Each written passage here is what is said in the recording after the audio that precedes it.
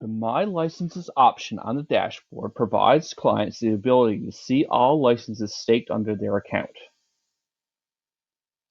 It provides basic information about each license, including number of claims, the expiry date of the license, the work year, and the due date of the next assessment report if there is a report to be submitted.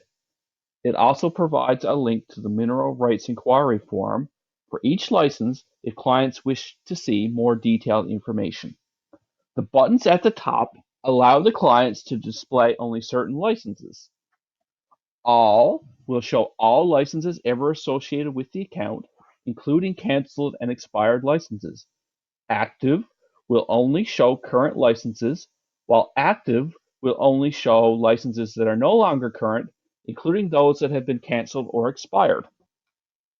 Renewals will show those licenses that have renewals due within 30 days, while work reports due will only show those licenses that have an assessment report due within the next 30 days.